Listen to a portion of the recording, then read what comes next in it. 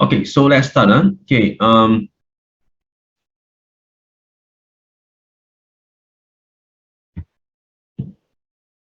loops and lists. Okay, so we'll cover loops and then we will probably stop after that. Okay, we will come back to lists in after lunch. So what can we do so far? I think we have already done quite a number of stuff like input, output, okay, saving to file, reading from file, okay, putting into functions, and then we make decisions. Okay, we make decisions if else if, okay, stuff like that.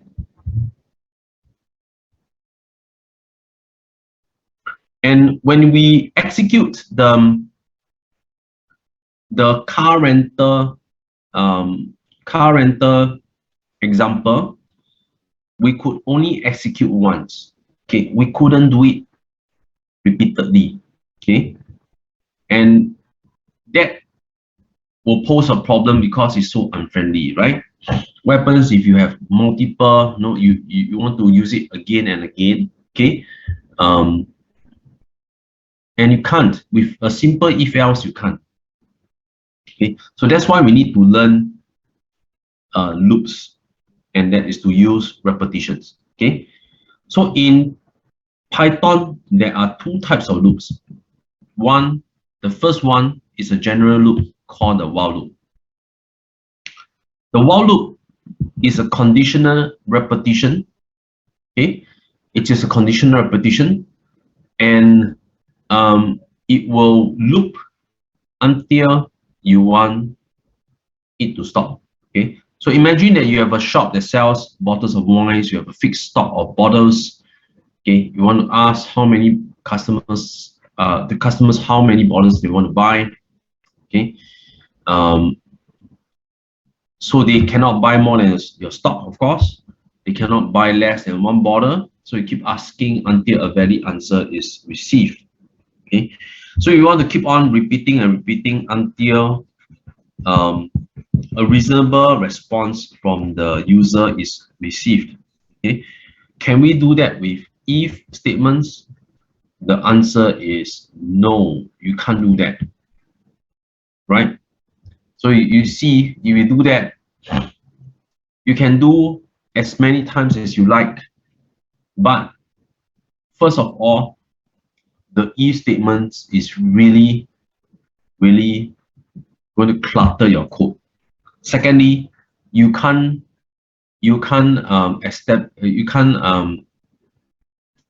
do what you want, as in I can't ask this for 100 times. Okay, then you have to put if 100 times, and that's really bad code. Okay, this is really bad code.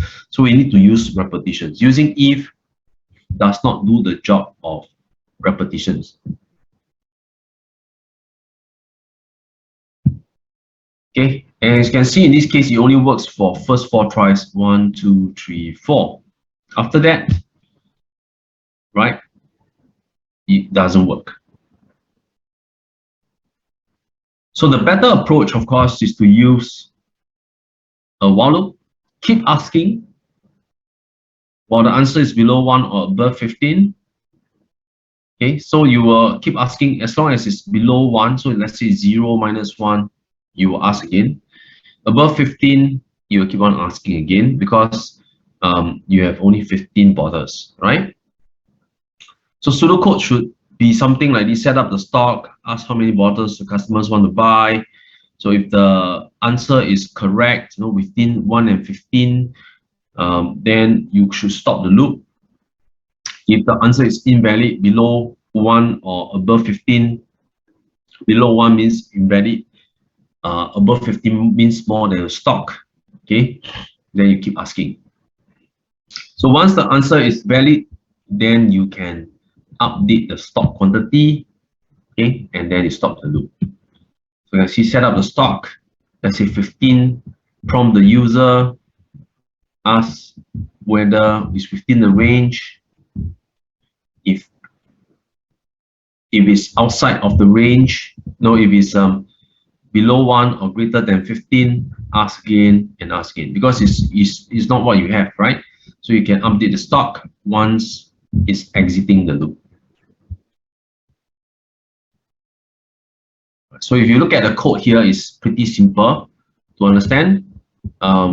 It says that we have 15 bottles available. Question is, how many bottles do you want? Will you like? Then you ask.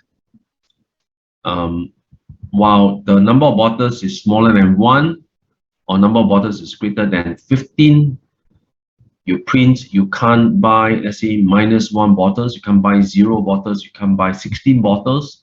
You can't buy 20 bottles. Right? You ask again, how many bottles do you want? So eventually, the person keys in, let's say, a number within the range. You will exit the loop and then update the stock.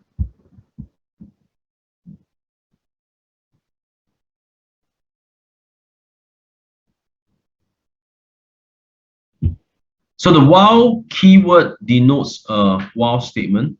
Keep repeating the indented block of commands, okay? While the Boolean condition evaluates true, and then once it evaluates false, the execution resumes at the non-indented commands. Okay, so what it means is that while the condition is true, you keep on looping.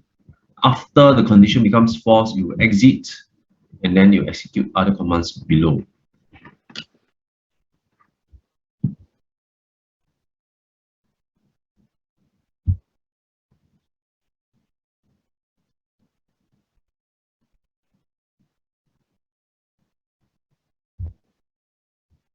Okay, so this is another example.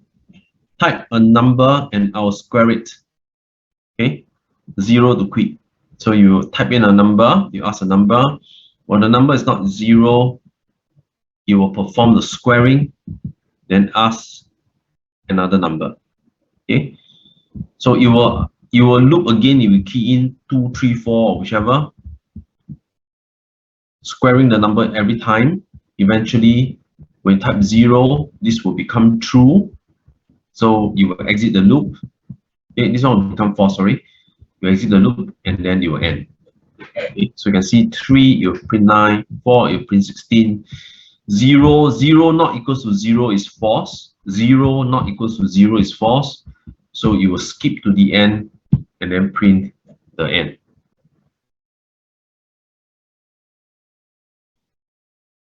Okay, right, so let's do 2 simple loops as an exercise before we move on to the car rental example. Very quick one. Okay, we do a very simple one just to do that. Let's go back to this. Okay, I'm going to close the car rental for now. I'm going to open up later. Okay, so this is chapter 6.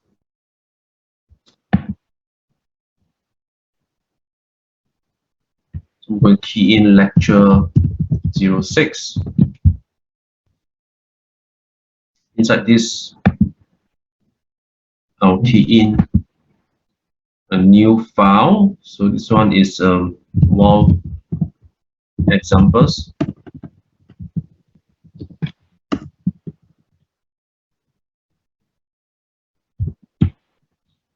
Okay, we start to do a very simple loop. Okay, we use the counted loops using while. Okay, so we start off with a count equals to 0. Right, so this one doesn't have a user input. So while count is smaller than 5, print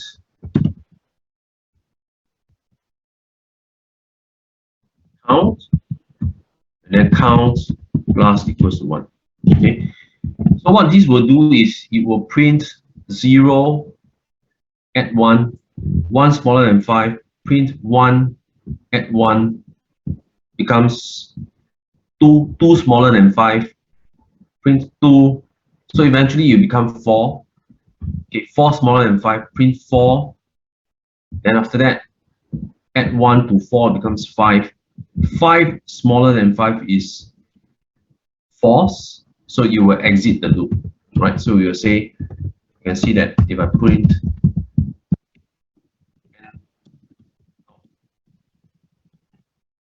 so if we run it, right, 0 smaller than 5, true. So we enter loop, it prints 0, plus 1. 1 smaller than 5, true, print 1, increase to 2. 2 smaller than 5, true, print 2, increase to 3. So eventually increases to 4, print 4, add 1 to 4 becomes 5. 5 smaller than 5 is false.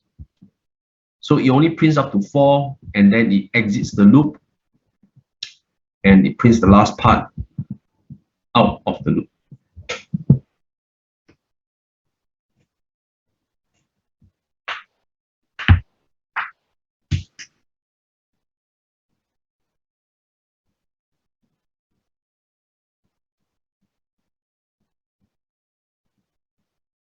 Okay.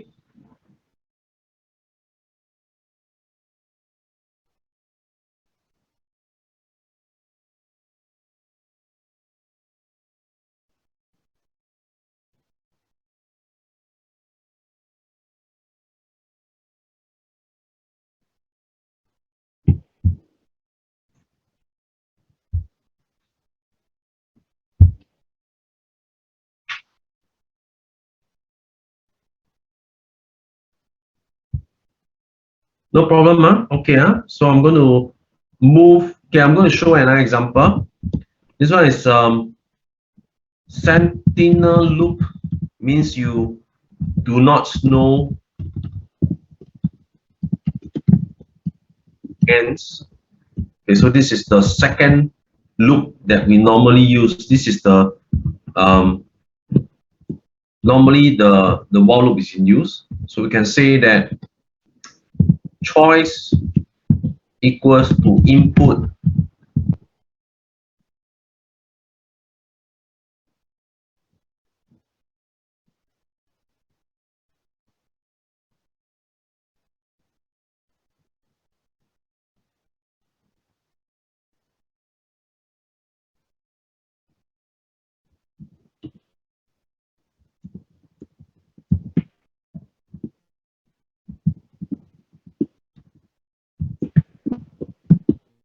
something like this, right?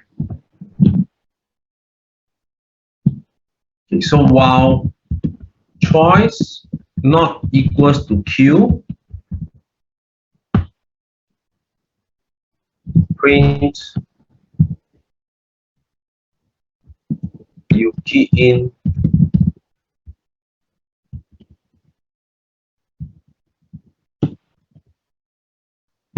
choice and then you ask this again. Okay.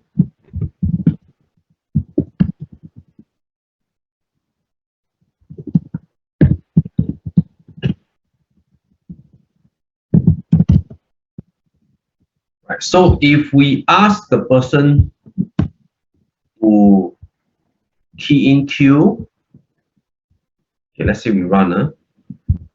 If we put in Q, you say end of sentinel loop because I put in a Q. Okay. If I run this and I put in hello, in hello, put, please put you in you. When is this going to end? When this is going to end? You press Q, it doesn't work. Press Q, then it works.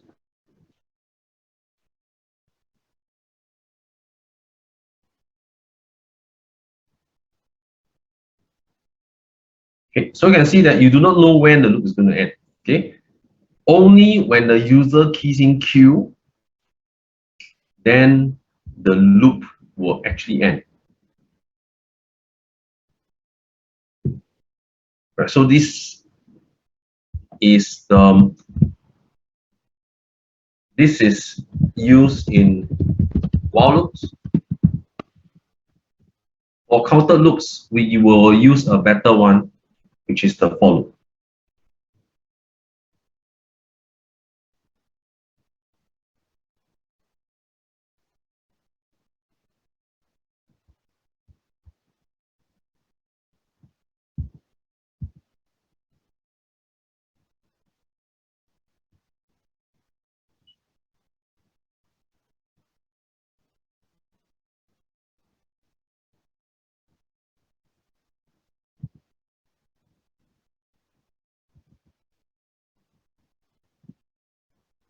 So are you all following? Is it okay? Let me know if you're done, then we'll move on to updating our car rental.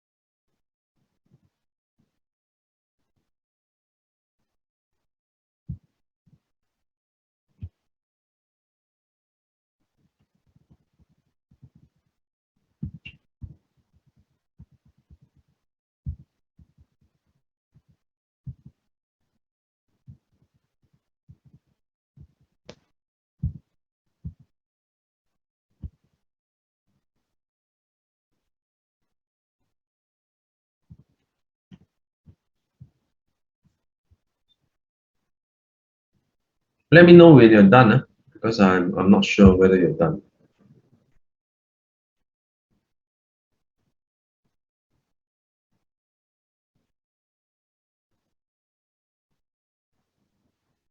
Okay. Right, so I'm going to proceed. Okay, I'm going to proceed. Okay, so let's go back to the slides a bit just to take a look at the new flow.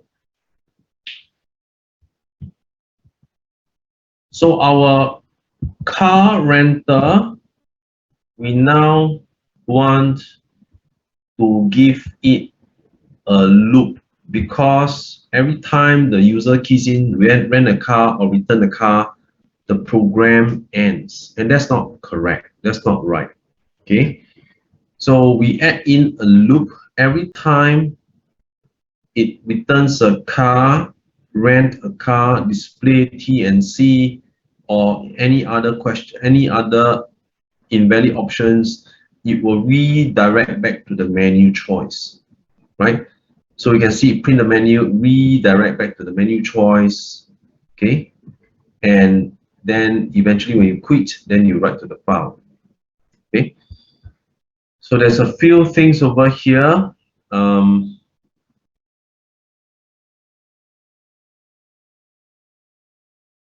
So he is saying that, okay, print, choose option, is checking whether the choice is for. If the choice is not for, the choice is not quit, right? Then you will do either 1, 2, 3, or if it's any other thing, it will be a wrong choice, and then ask the user key in again. Okay. Finally, when the person actually exits the loop, then you will update the file. So you can see in this particular run, one can see that the code will continue to run, right? Will continue to run. So 1, the car is available at checkout. 2, car return, thank you. 3, T&C. Okay, when you choose type something else, you say wrong choice, please try again. Choose 4, the program ends. Okay. Okay, so we will incorporate the while loop, and then we will move on to the for loop. Okay. But of course, we want to do slightly better than this, because you can see once the person keys in for, it doesn't say anything. Okay. So we go back to our car example. I try not to touch the original file, so I'm going to copy these two. Right, so I'm highlighting. and then I press Ctrl C to copy, and I paste it over to lecture 6. So I highlight these two, and then there's a copy over here, Ctrl C, right? And I paste it over here, or Ctrl V.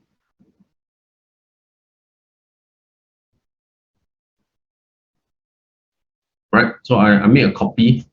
Don't touch the original one. Okay? So these two, right?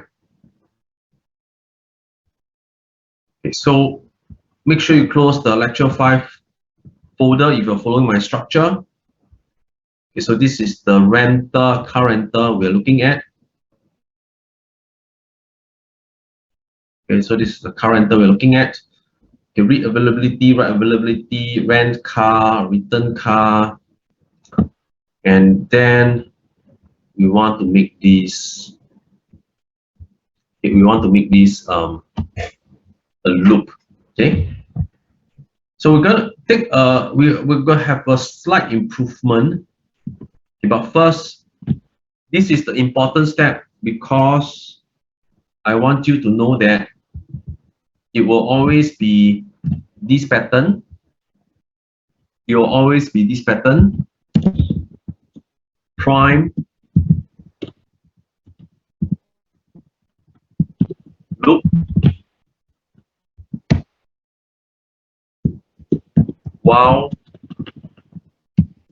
condition,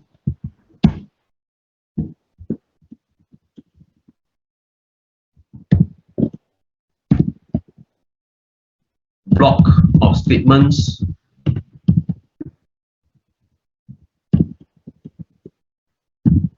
ask again to exit. Wow. Okay, it will always be this pattern. You'll notice it's always this pattern, right? Prime, meaning prime loop means prepare, enter loop. Okay, this one may enter or may not enter the loop, right? If you key in Q, you exit you will not even enter the loop. If you key in anything else, you will enter the loop. So that's called prime loop. While condition, this is to check. Block of statements, so you can have more than one statements, and finally you ask again. Okay. So with this type of pattern, we move to car rental and we do the same. Okay. So this is just to indicate to you, this is prime the loop, priming the loop. This is number 1. I call it A, so they mix up. While the choice is not equals to 4, this is B.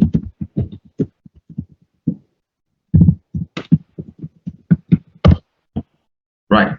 And all of these here are part of the while loop. Right?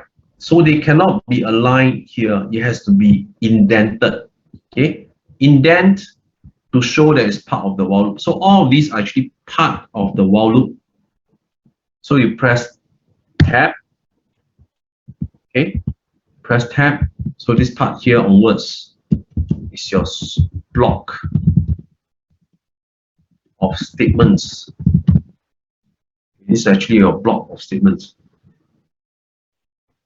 So you're missing one part, and that is to ask the user again. Choice was to input. Please choose an option. Right? So this one is to ask the user again. Right? Okay, so A, B, C, and D. So if we try to run now,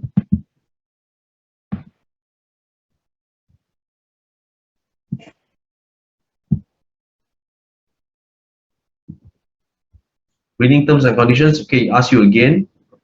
Reading terms and conditions, it asks you again, rent a car, rent a car, rent a car, rent a car. No cars already. Okay, so I rented 3 cars, no cars. Try again, no cars.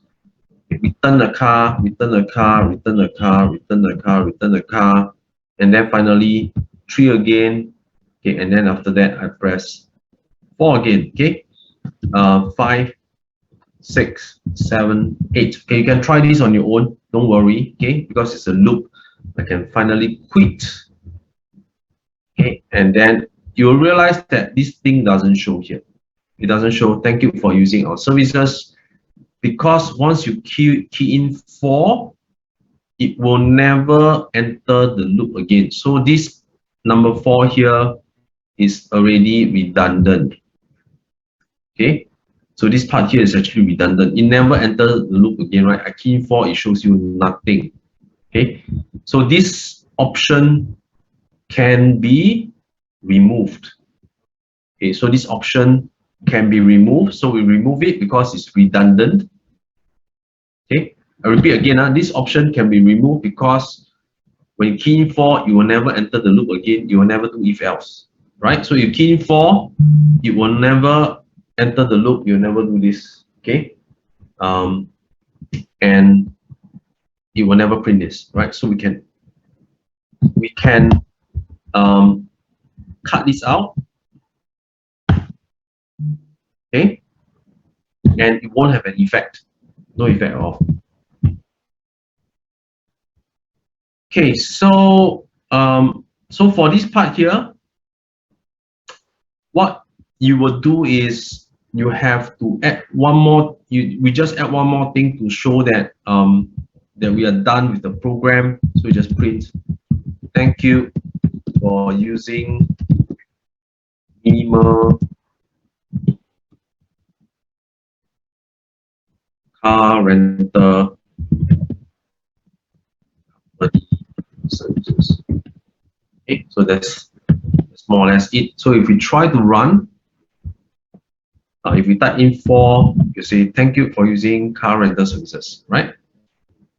Okay, if we try to run, rent a car, you show you car is available. Look, return car, return,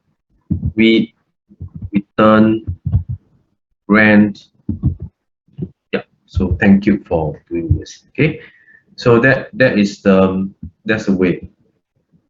Display the thing is very vague. You let others copy first, then we'll take a look at your stuff. Give them a few minutes.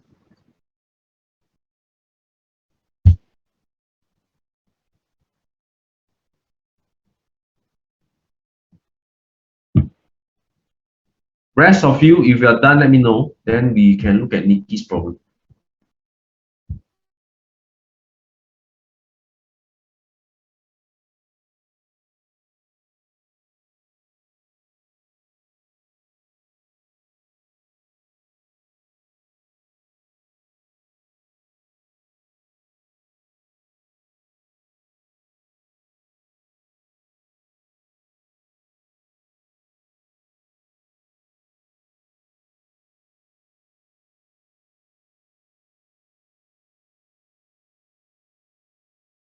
Okay, so all done. Okay. So Nikki can show your code.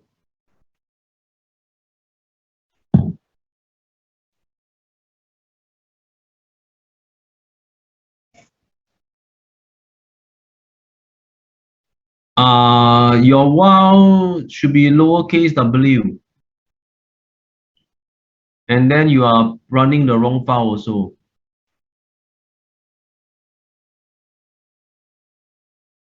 You should stop the loop. Stop the loop example. Just now I said from line 46, line 45 onwards, you should indent in. Line 44, you haven't put the colon at the back. You must always end with a colon. Yes. So line 45 to 56, they are all part of the while loop. So you should highlight and then press a tab. Including 58.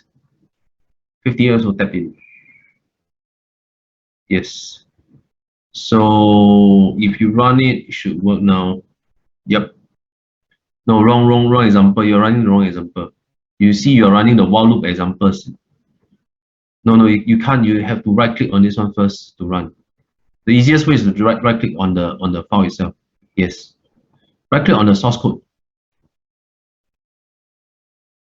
Yeah, then you'll be the right one. Yes.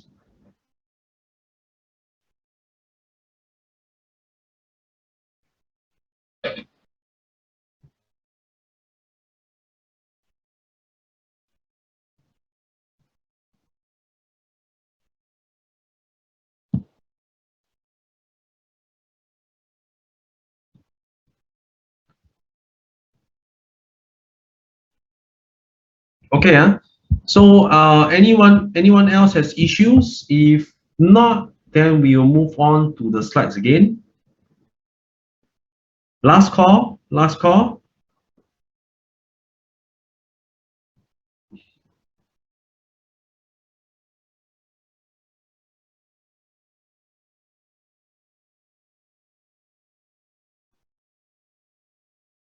No more issues, okay, good. So we will move on to the for loop. Okay, the for loop is my favorite loop. Okay, the for loop is actually my favorite loop, okay, because it's easy to write, easy to write and easy to understand. Okay, for for loops, we normally use it if we want to count. If we know exactly how many things there are, we are going through a collection of items. We want to know, we know exactly how many things there are, so we use a for loop. Okay, can we do it with while statements? Yes, but it will be unnecessarily complicated, which I agree. Okay, because while loops are not exactly is good for, no, while loops are good for one thing, and that is you do not know how many times you're going to run the loop. Okay, but for for loops is very clean cut. Okay, especially if you know exactly how many times you're going to run, a for loop will be better. Okay, you want to run through, let's say, a set of items, use for loop. You want to run through a file, okay, run through all the lines in the file, use a for loop. Okay, you want to run through all the records in the database, use a for loop. You want to use anything that does with a set of items, a collection of items, dictionaries, use a for loop. Okay, you use a while loop when you do not know exactly how many times you're going to run. Okay, so in this case, we have done this before. Okay, we've done this before, and we show that if we run 112233, it will give, we can we did manage to process one element at a time using it using the square bracket, right, to point the elements. Okay, but let's say, for example, if you want to key in 112233445566, okay, up to 99, whichever, you do not exactly know how many arguments you can enter. Okay, then the for loop will do wonders for you, because now you can look through every element in the argument. Okay, you can look through every element in the argument, and you'll be able to print them. Okay, so this is what we've done before. Okay, what we've done before, but now using a for loop. Okay, now using a for loop, right? So we will, let me see the next slide first. Yeah, so if you try, with this loop, right? With this loop, you key in 112233, no problem. You don't have to rewrite. You key in extra hello world. It works for any number of arguments. Okay, it works for any number of arguments. Okay.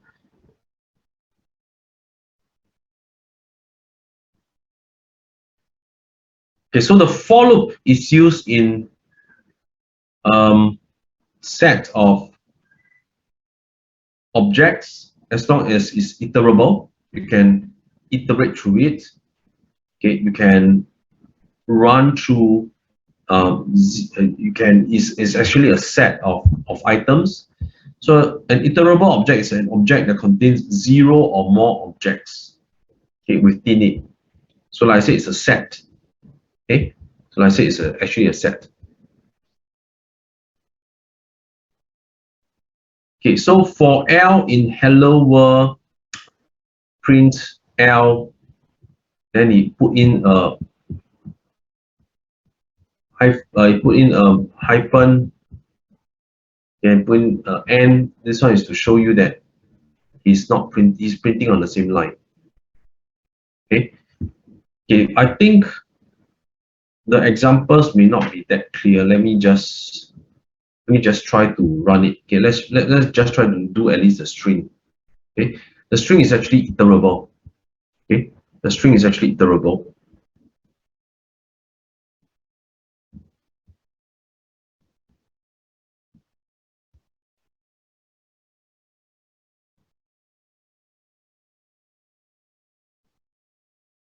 Okay, so we'll move to what we call for loop examples. For loop examples, loop examples.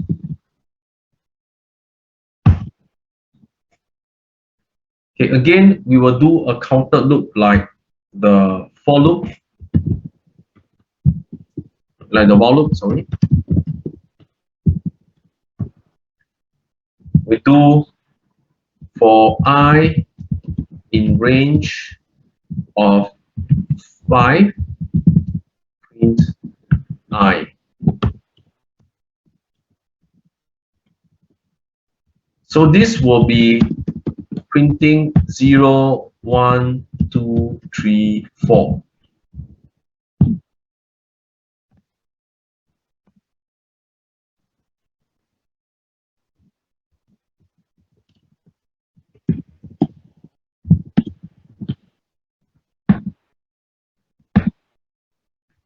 Right, exactly like the while loop. But you can see the while loop is actually more complicated. 4 lines, for loop, 2 lines. Okay, so it will start off with 0 up to 5, but not including 5. Okay, up to 5, but not including 5. Okay, up to 5, but not including 5. Okay, so I'll show you another example.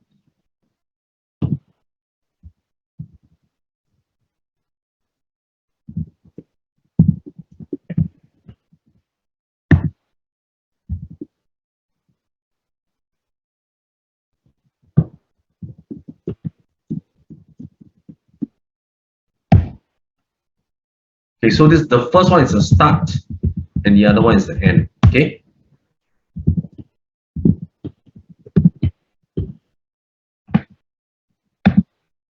So you can see that it prints 0 to 1, 0 to 4 for the first one. Second, it starts from 1, so it prints 1 to 6.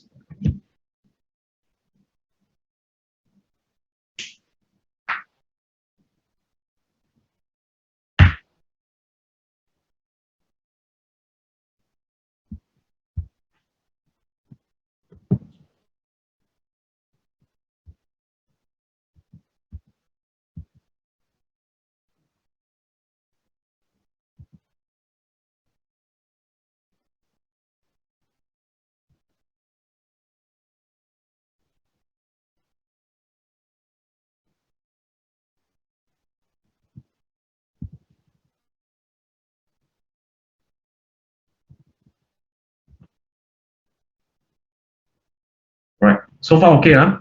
Any questions?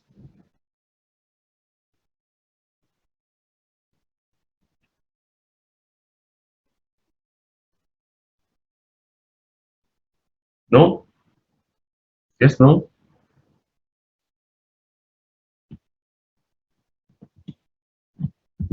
Okay, yeah.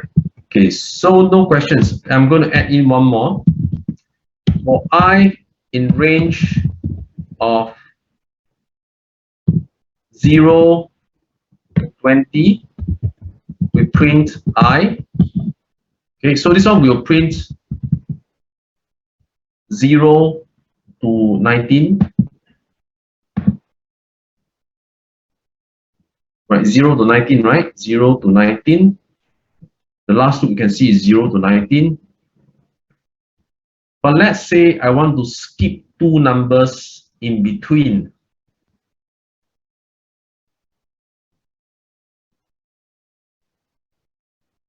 Okay, let's say I want to skip two numbers in between. Then there's something else called step.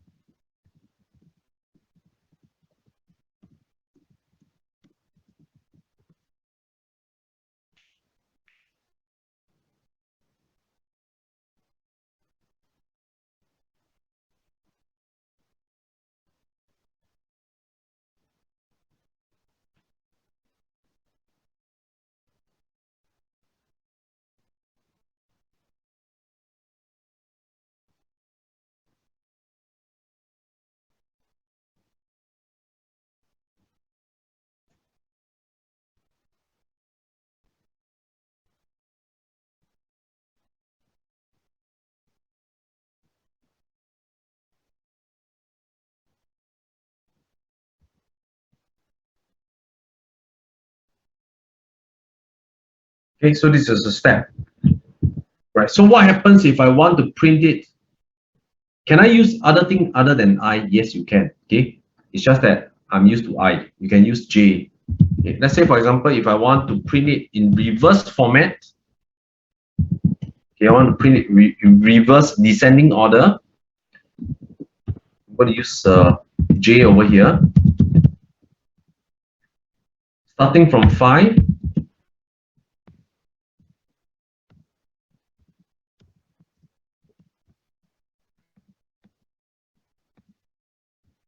5, 4, 3, 2, 1.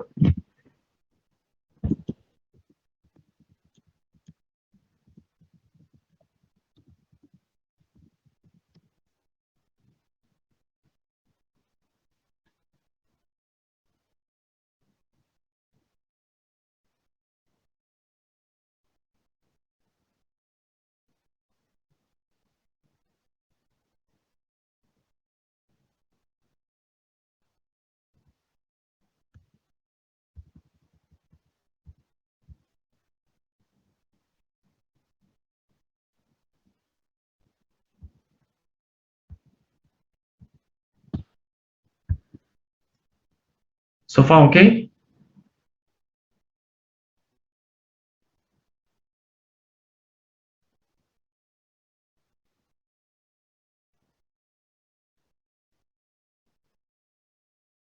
Okay, good.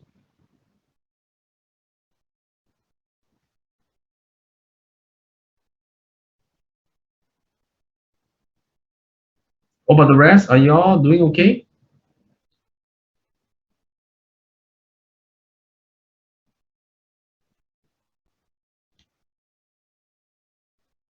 Okay, good. So, right. So finally, these are all numbers. So finally, we move on to using a collection. So we start off with what the slides have given, something similar but not exactly the same. For character, I use a longer name so that it makes sense. He used a L. Okay, the L looks like 1. I don't like to use 1. Okay, for character in hello world. Okay, so it's a string, right? So can print character, and of course you will find that you're going to print each. You're going to print each character on a new line. Okay.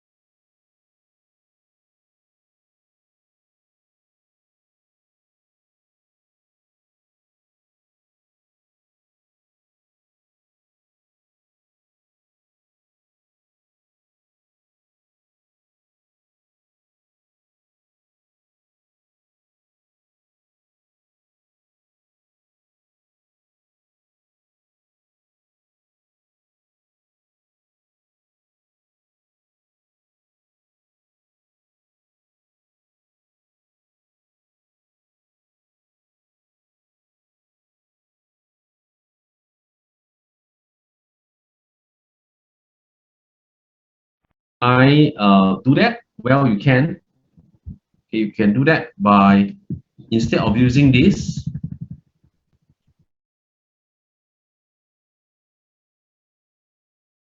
index in range of length of phrase. Okay. Okay, what will happen is that you are going to do 0. So this is good morning, 1, 2, 3, 4, 5, 6, 7, 8, 9, 10, 11, 12, 13. So 0 to 12. So your index will go from 0 to 12 because there's 13 characters here. Okay. You go from 0 to 12. Okay. And if you need to access each of them,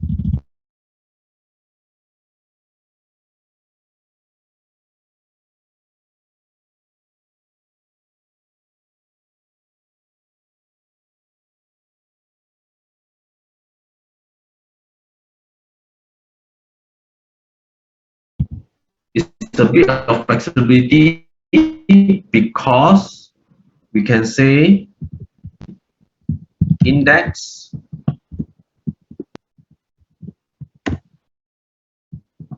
and this is the letter 0 to G, 1 to O, 2 to O, 3 to D, 4 to blank space, 5 to M, 6 to 0, and you can see all the indexes are printed here.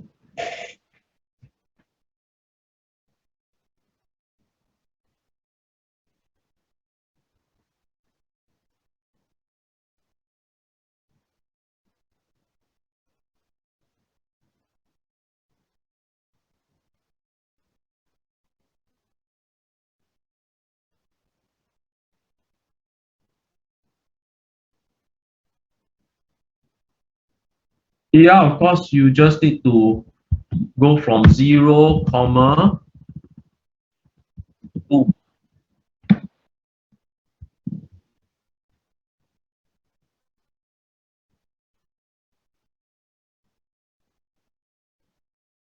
Doing the same thing as a step.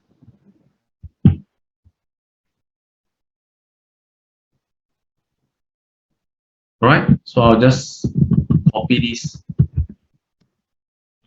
and put here.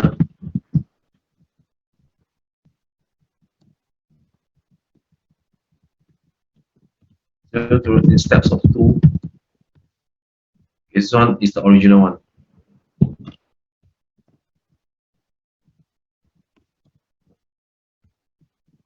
Okay, so I've done that for you. This is the one, and this is the original one.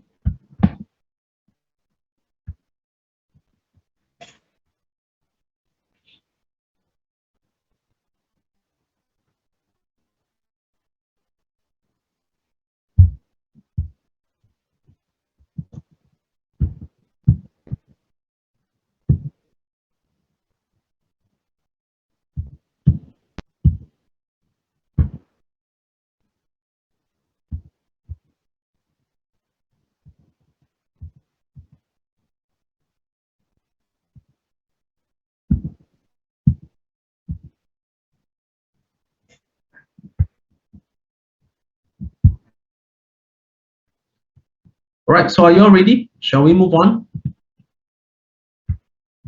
Time for your lunch soon. Yep.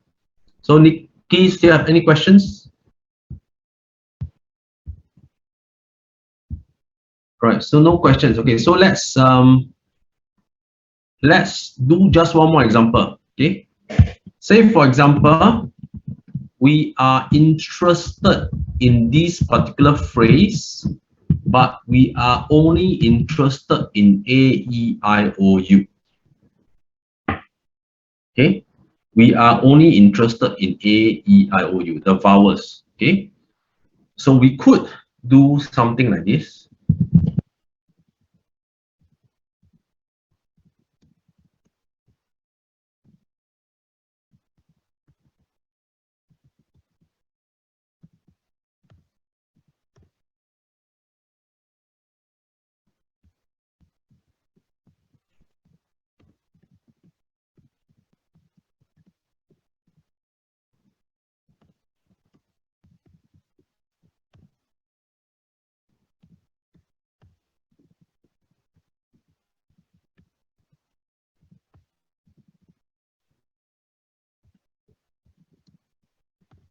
Very simple.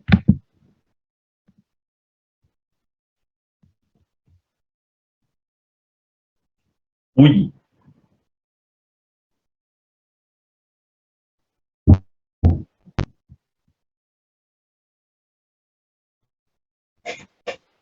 Typo. No, it's not. It's not a typo. EIOU.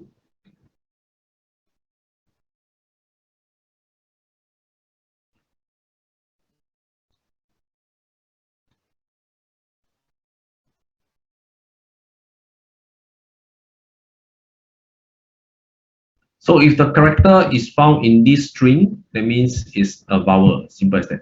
Okay.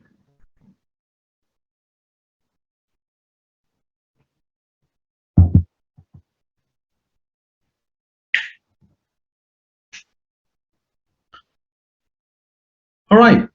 Any questions? If not, we have one last example. Okay. And that's your renter. But then we will go back to the slides first. Let me know if you are done, and then we can quickly move back to the slides.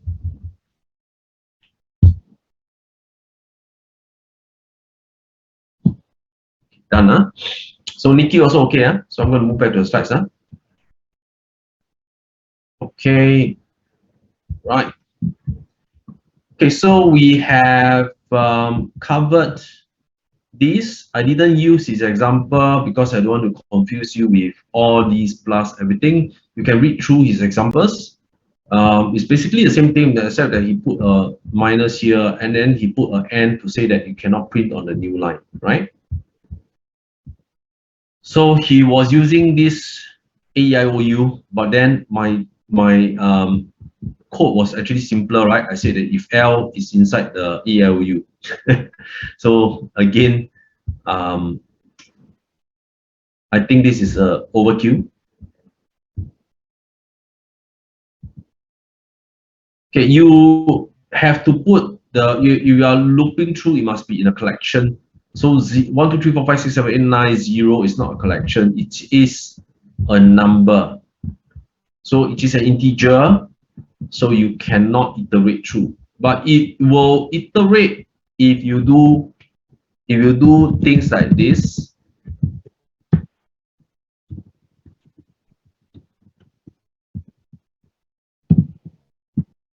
It will work because your numbers are not numbers but strings. Okay, so it will work if you put a double quotes because it's a string, not a number. Okay, in this case, it's a number, so it's not iterable.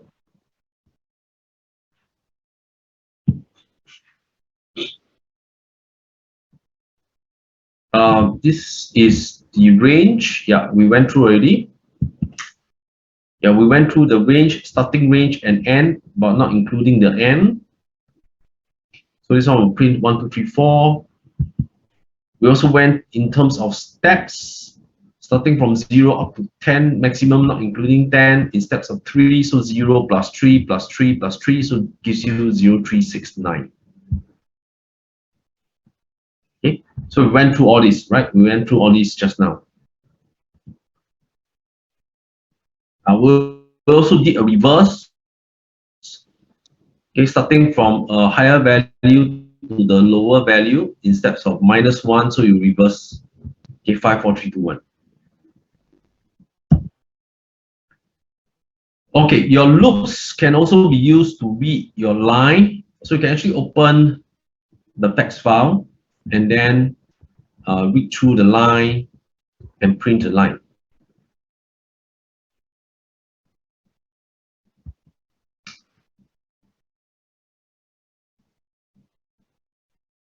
Okay, so you can do that, but I will urge you not to do that. Reason is because the file is always open again and again. So I'll probably show you a better way to do this. Okay, we'll just show you a slightly better way to do this. Okay, he's actually opening every time you do this, right? You're actually opening the file.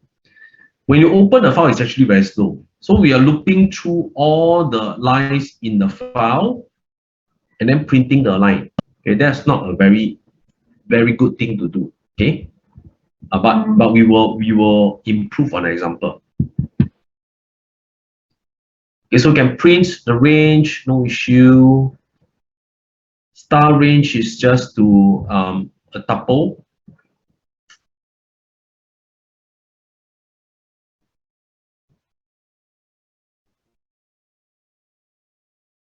And this star here means it's a tuple. Okay, tuple means it's a collection. Okay, collection of items separated by a dash. So it's actually able to, when you do this, it's actually looping inside the for loop.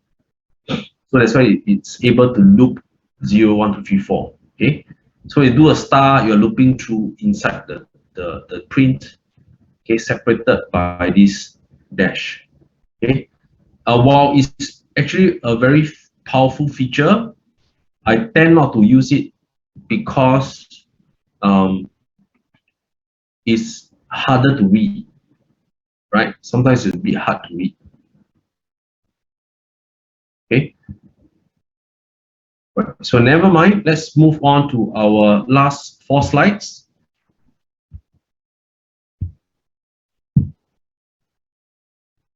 Okay, so now we have read availability, print the menu.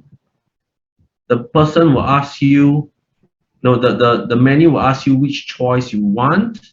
So we have done rent car, we've done return car, perfect. Any other choices will give us error messages.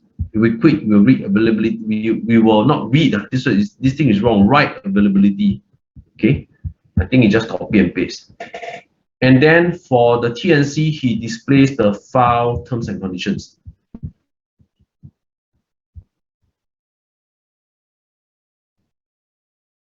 Okay, so inside his code, he puts term and condition, and he opens the file. For line in open file, you will print every line, right? And then input, enter for more.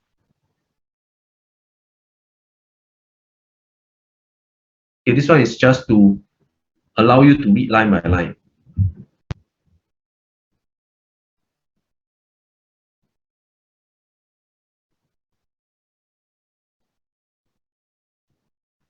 So all he needs was to call the TNC,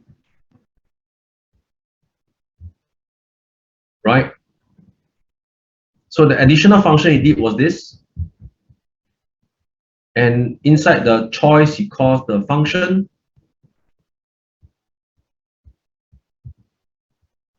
So when he runs through the code, number 3, he will loop through the file. Right, see, every time he reads a line, he will ask the person to enter.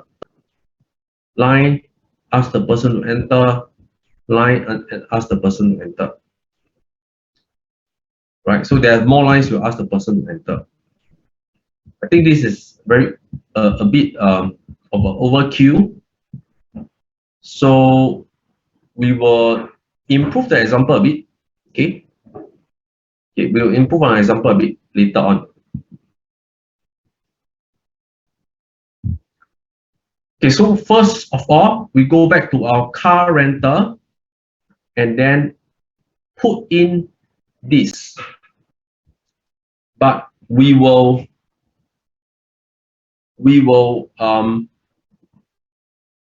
improve on this, because every time you call TNC, you are actually opening a file. Every time you open a file, it's going to slow down your program. Okay. So let's go back here.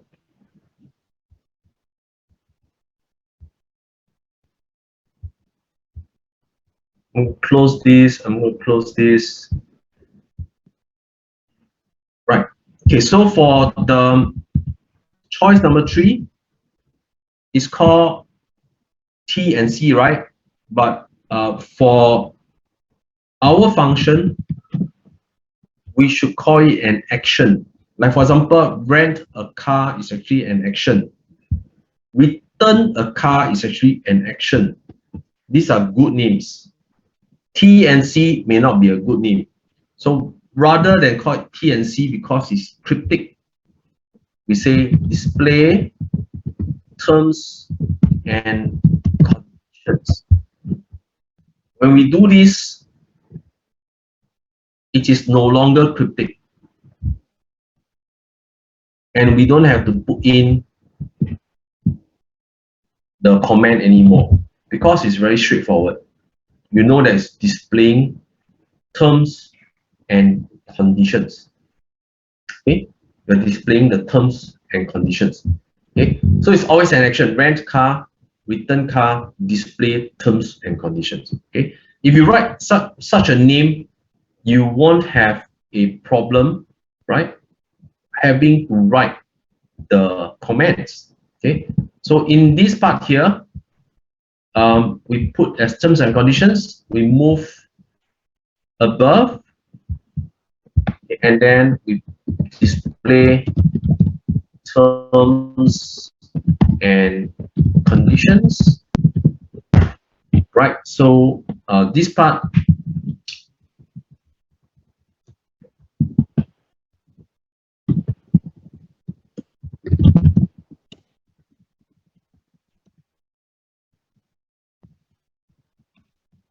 okay, so he needs terms and conditions file. Okay, he needs a terms and conditions file.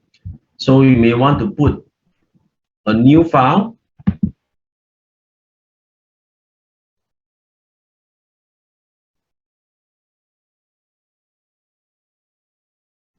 Okay, here I'll call them terms conditions.txt. Okay, I call it terms conditions.txt. Right, so we will just copy his 3 lines over there. This is a silly company. There are no terms and conditions. We forgot to set them. Okay, so this is a silly company. There are no terms and conditions. Set them. Okay, so in case you need this, I'll just put it over here. No, I think you type it on your own. Otherwise, you have my same problem later. Because I'm doing Windows, some of you will have problems with in Mac. You have problems. Okay, so just type it on your own. This is a silly company. There's no terms and conditions. We forgot to set them.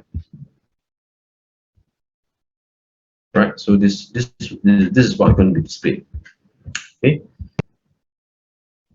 Okay. So we just added this. We added the function, right? So what he did was he did this. He did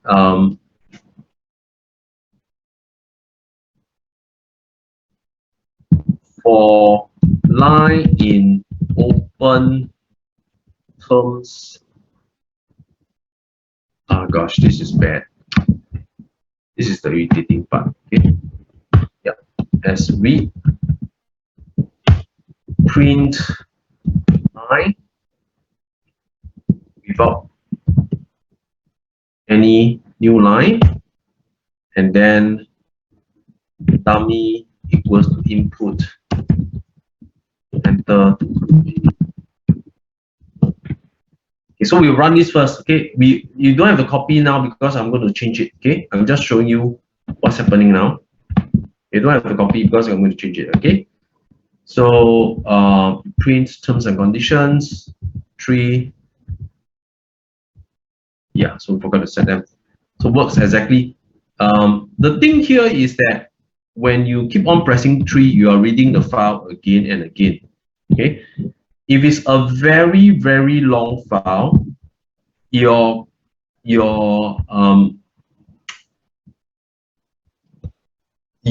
program is going to be very slow because you need to read the file again and again. File I/O is very, very slow. Okay, file I/O is very, very slow. So instead of always opening the file again and again, right, I would prefer to have the ability to load the terms and conditions into a variable first. After that, we use the variable to be looped through. Okay, so what do I mean by that?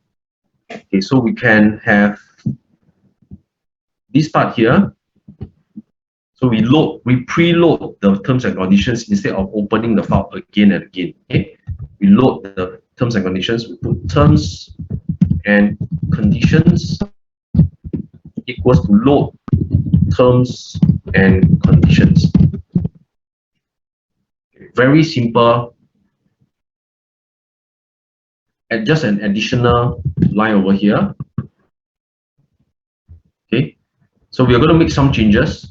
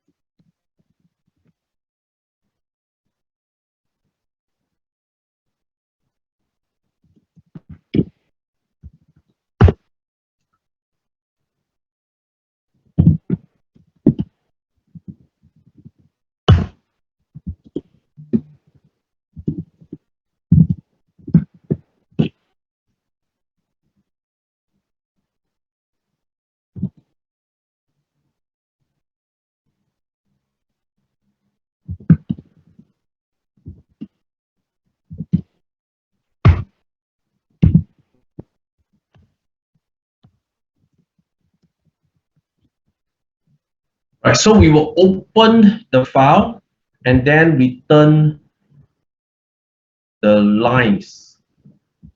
Okay, return everything inside the file. Okay, return everything inside the file. So this one will help us load the file one time. Okay, will help us load the file one time. Right, and now because this will be returned to your terms and conditions, this one will load the information. So we can say that we pass the terms and conditions into display terms and conditions. We pass it into this function here that we wrote earlier. Okay, we pass this inside. Okay, you don't need to open the file again and again. It will be faster, right? So we need to make one more amendment.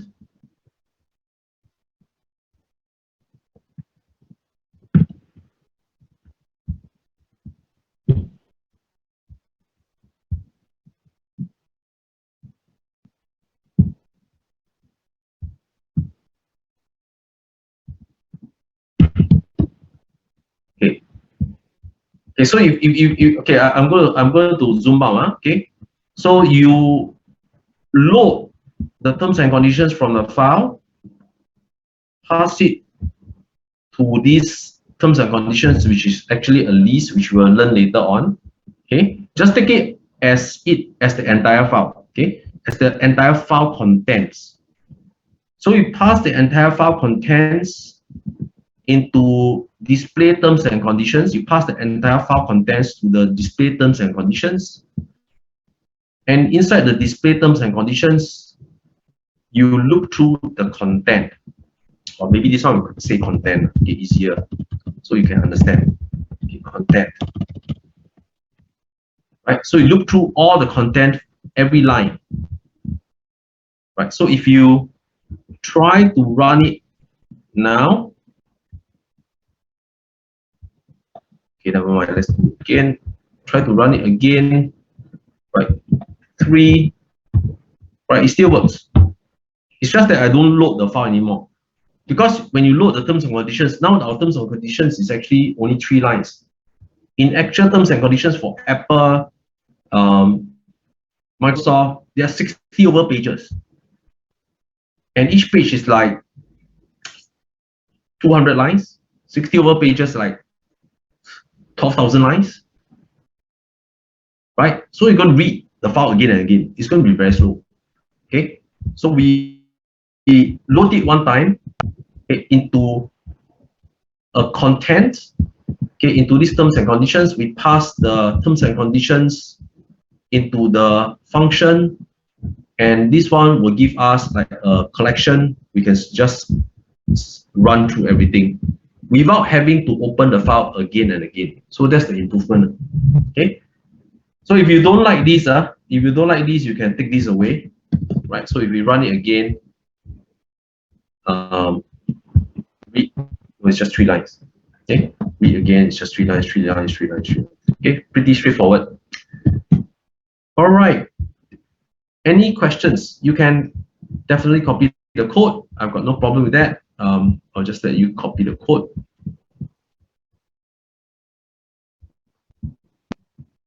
For these two parts over here.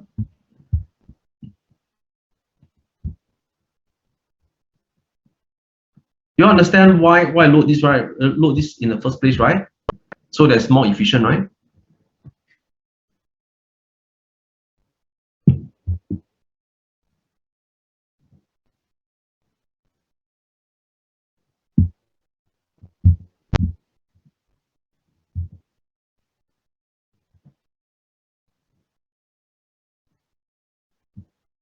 So guys, do you understand why I load this in the first place? Okay. Yeah. Okay. More efficient. You don't open a file all the time. Okay. No need to open a file all the time. Okay. So you load, after which we pass it to this display terms and conditions. Okay. But try to run it. Make sure it runs.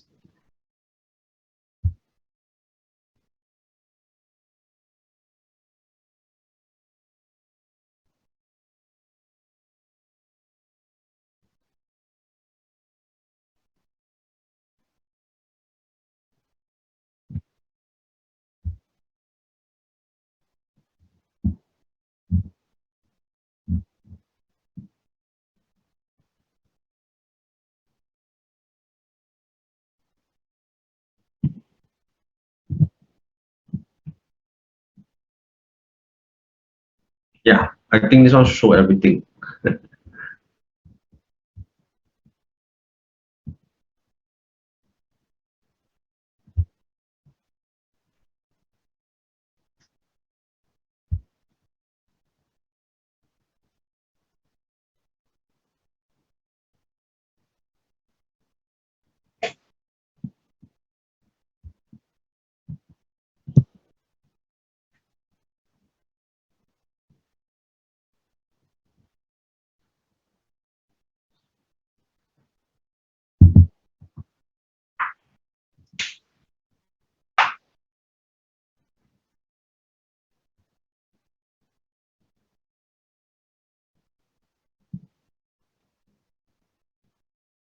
So managed to get it running.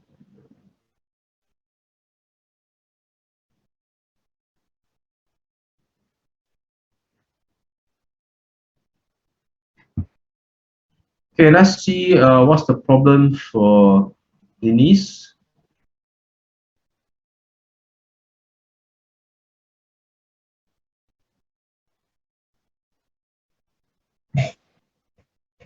Let me see your terms and conditions with blah blah blah. As in file read lines, okay, that's fine. Return lines is fine. For this in content, print. Okay, that looks fine. Looks at choice number 3. I think choice number 3 is the one that's killing you. Display toys, terms and conditions. It should be okay. Run again. I think you are probably you're running the wrong lecture. That's why you should right click on this file. Right click on the source code. No, right click on the source code. No, the code inside. Yes, just right click here. Yes. So right click and then run. Yes, you're running the wrong file. Right 3.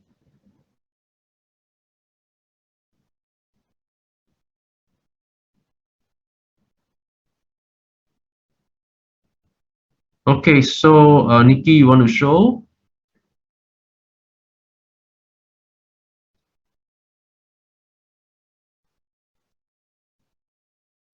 Because 938, you didn't take in a content. 938, you didn't put in the parameter content. There's a parameter content which is missing. Okay, so do you put in the terms and conditions? You did, right? Okay, that's no. Let's take a look again. I think there's a red line over there. Don't run first. Display terms and conditions. Your line 38 you spell as conditions. Line 38 you spell it as conditions. Yes.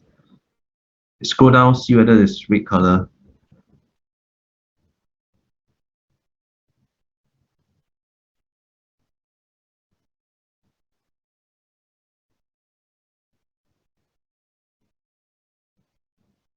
Okay, you are in the. Can you double click on the lecture 6 rent car rental? No, the one, yes, on the left hand side, yes. It's the what is the correct one, right? Okay, then displays terms and conditions. Terms and conditions. Okay, scroll up a bit. I think it's also the same because you put terms and conditions, but your file is spelled as terms conditions. You need to rename. Yes, then just run.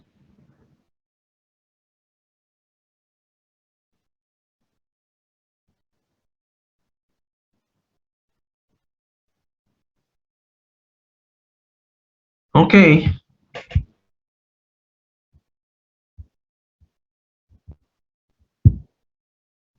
All right. Does the rest have any questions?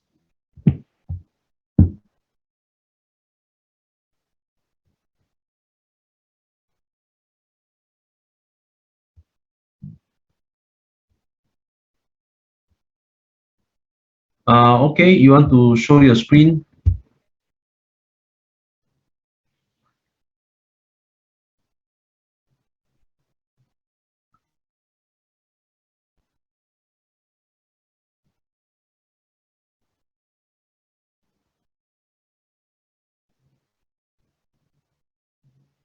Function object is not iterable in display terms and conditions. It's the terms and conditions that's not iterable. Scroll down. For line in, okay, this one is correct. So it must be the way you pass in that's wrong. Scroll down.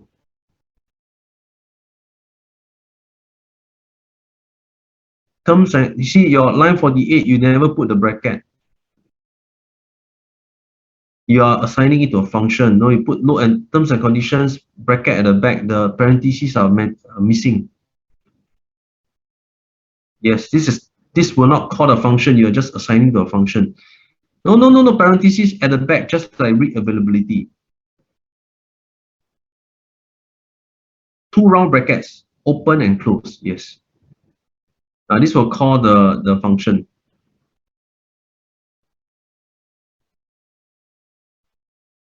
Yep. You want to have extra line at the back, just terms and conditions, press enter at the last line. Is because of terms and conditions, you don't have a new line. Yeah, that's correct. This is correct. Done already. You can stop. Yeah. Okay. Anybody else have a problem? If not, it's time to go for lunch. Right, so if you do not want to have everything on the same line, remember to press enter over here so it moves to the next line so that your code will look like this. Otherwise, you will show up on the same line.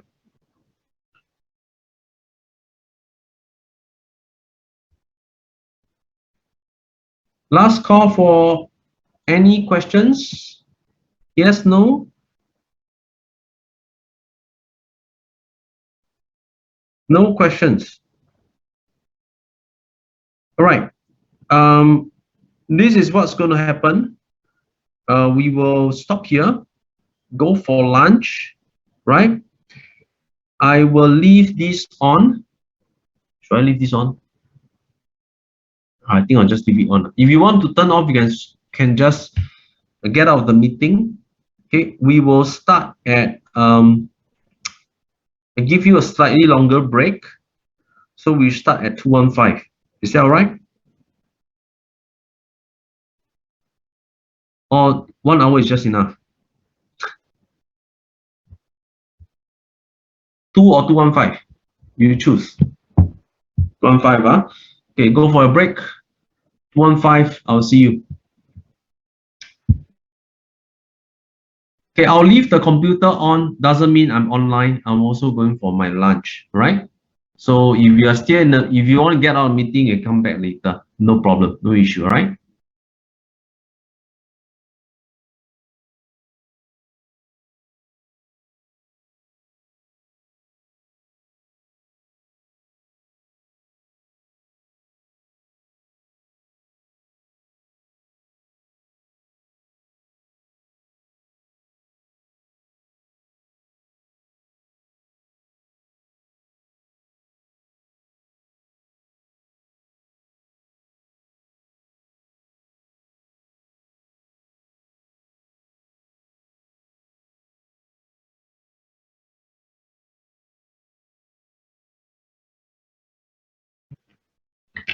Okay, I changed my mind. I think I will just log off first. Okay, so I'll see you guys later.